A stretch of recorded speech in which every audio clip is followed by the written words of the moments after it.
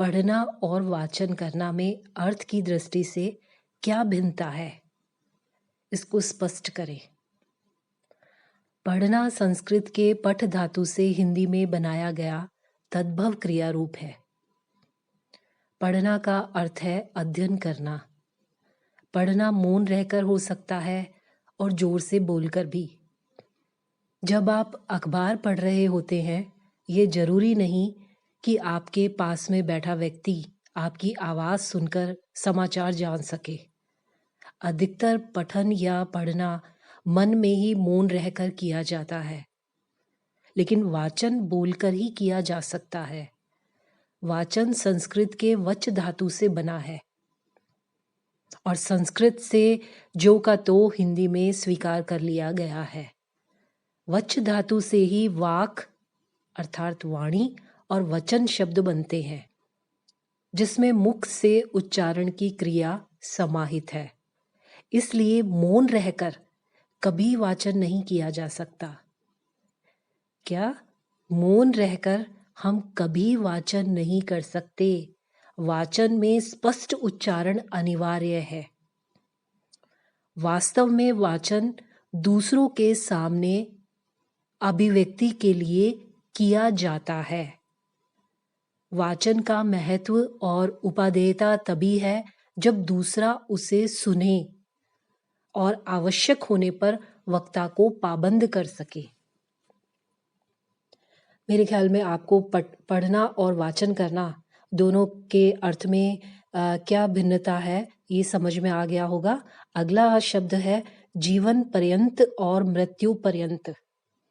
दोनों शब्द एक ही अर्थ में प्रयुक्त हो रहे हैं, जबकि जीवन और मृत्यु दो बिल्कुल भिन्न स्थितियां हैं। तब दोनों का एक ही अर्थ में प्रयोग कैसे संगत है? इसका जवाब है, सामान्यतः जीवन और मृत्यु दोनों विपरीत अवस्थाएं हैं, जबकि ये दोनों एक ही धागे के दो सिरे हैं। जहां जीवन का अंत होता है, वहीं मृत्यु का अनंत साम्राज्य शुरू हो जाता है। जीवन अनंत नहीं है, सीमित है, काल से बाधित है। जीवन की अवधि असीमित नहीं है। जहां जीवन का अंत हुआ, उसी बिंदु से, उसी कालक्षण से मृत्यु का आरंभ होता है। मृत्यु का आरंभ या आगमन ही जीवन का अंत है। इसलिए जीवन पर्यंत और मृत्यु पर्यंत दोनों प्रयोगों के बीच कोई विसंगति नहीं है। जीवन पर्यंत अर्थात जब तक जीवन का अंत ना हो, जीवन के अंत तक। और इसी प्रकार मृत्यु पर्यंत का अर्थ है जब तक मृत्यु का आगमन ना हो, जब तक मृत्यु ना आए, मृत्यु के आने तक।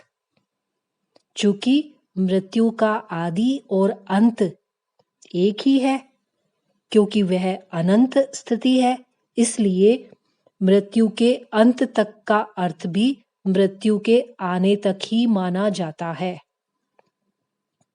यहाँ विरोधाभास दिखाई दे रहा है, लेकिन फिर भी दोनों के बीच वास्तव में विरोध की स्थिति नहीं है। मुझे विश्वास है कि आपको आज पढ़ना और वाचन करना और जीवन पर्यंत और मृत्यु पर्यंत इनके अर्थ आपको समझ में आ गए होंगे। फिर मिलेंगे हम दूसरे शब्दों के साथ।